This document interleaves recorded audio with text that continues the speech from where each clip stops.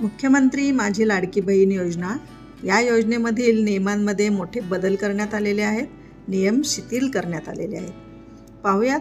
लाडकी बहीणसाठी आता फक्त या कागदपत्रांची गरज, तहसील कार्यालयात जायची गरज नाही. मुख्यमंत्री माझी लाडकी बहीण योजनेसाठी अर्ज करण्याची मुदत 31 ऑगस्टपर्यंत वाढविण्याचा निर्णय मुख्यमंत्री एकनाथ शिंदे यांच्या अध्यक्षतेखाली झालेल्या बैठकीत घेण्यात आला. महाराष्ट्रात सध्या मुख्यमंत्री माझी लाडकी बहीण योजना या योजनेच्या माध्यमातून राज्य सरकार महिलांना दर महिन्याला 1,500 रुपये देणार आहे. या योजनेसाठी पात्र महिलांना कागदपत्रांच्या काही अटी ठेवण्यात आल्या होत्या. पण कागदपत्रे बनवण्यासाठी राज्यभरात तहसील कार्यालयांवरील गर्दी पाहता राज्य सरकारने काही महत्त्वाचे निर्णय घेतले आहेत. राज्य सरकारने लाभार्थी महिलांसाठी कागदपत्रांमध्ये शिथिलता दिलेली आहे.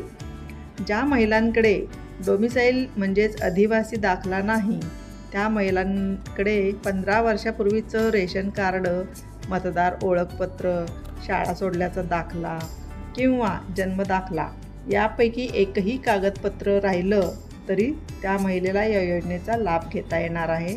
म्हणजे वरीलपैकी कोणतंही एक कागदपत्र तुमच्याकडे असेल तरी तुम्ही या योजनेत भाग घेऊ शकता. तसेच या योजनेसाठी राज्य सरकारने 15 जुलै ही अर्ज करण्याची शेवटची तारीख दिली होती. पण राज्य सरकारने हे मुदत 2 महिन्यांनी वाढवली आहे. याचाच अर्थ आता राज्यातील महिला या योजनेसाठी 31 ऑगस्टपर्यंत अर्ज करू शकणार आहेत. राज्य सरकारने केलेल्या या घोषणेमुळे आता महिलांना तहसील कार्यालयात जायची गरज नाही हे स्पष्ट झालं आहे. आता पाहूयात नेमक्या अटी काय काय आहेत आणि नवीन घोषणा काय केलेल्या आहेत. या योजनेत अर्ज करण्याची मुदत दिनांक 1 जुलै 2024 ते 15 जुलै 2024पर्यंत ठेवण्यात आली होती. या मर्यादेत सुधारणा करण्यात येत असून आता सदर मुदत 2 महिने ठेवण्यात येत असून ती 31 ऑगस्ट 2024पर्यंत लाभार्थी महिलांना अर्ज करता येईल. म्हणजे मुदत वाढवून दिलेली आहे 2 महिन्यांची. तसेच दिनांक 31 ऑक्टोबर 2024पर्यंत अर्ज करण्यात आलेल्या लाभार्थी महिलांना 1 जुलै 2024पासून दरमहा 1,500 रुपये आर्थिक लाभ देण्यात येणार आहे. या योजनेच्या पात्रतेमध्ये अधिवास प्रमाणपत्र आवश्यक असल्याचे नमूद करण्यात आले होते. आता लाभार्थी महिलेकडे अधिवास प्रमाणपत्र उपलब्ध नसेल तर त्याऐवजी काय काय पाहिजे बघूयात. 15 वर्षापूर्वीचे रेशन कार्ड, मतदार ओळखपत्र, शाळा सोडल्याचं प्रमाणपत्र किंवा जन्मदाखला या 4पैकी कोणतेही एक ओळखपत्र ग्राह्य धरण्यात येणार आहे. सदर योजनेतून 5 एकर शेतीची अट वगळण्यात आलेली आहे. म्हणजे शेतीची अट ही काढून टाकलेली आहे. सदर योजनेत लाभार्थी महिलांचा वयोगट 21 ते 60 वर्ष वयोगट होता.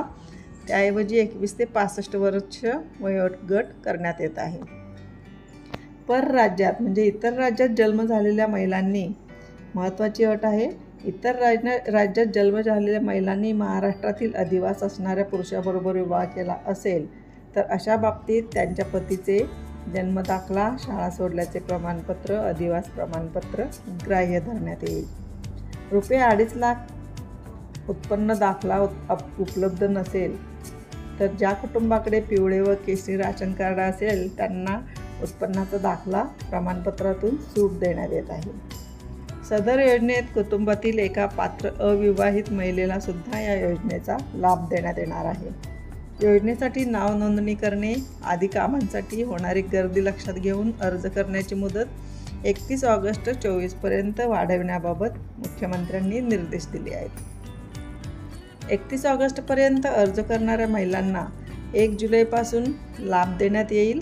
असा महत्त्वपूर्ण निर्णय घेतानाच योजना सुलभ आणि सुटसुटीतपणे राबविण्याचे निर्देशही मुख्यमंत्र्यांनी विभागाला दिले आहेत.